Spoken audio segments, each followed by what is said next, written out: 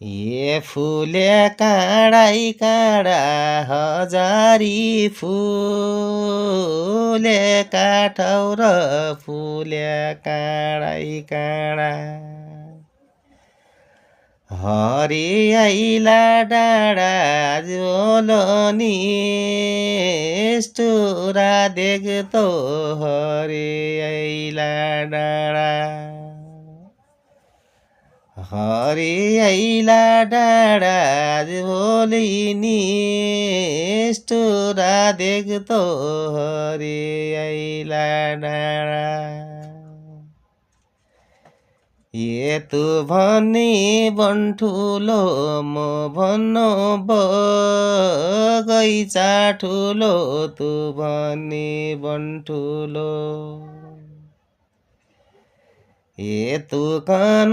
धन ठुलो म कन माया जाल ठुलो तु कन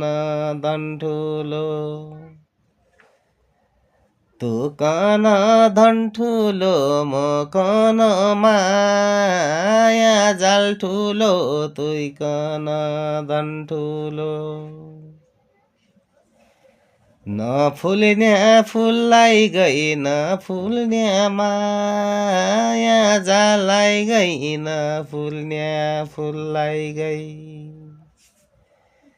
नफुल्ने फुललाई गई नछुट्ने माया जाललाई गई नफुल्ने फुललाई गई मैना उडी बाई गए पिजडामा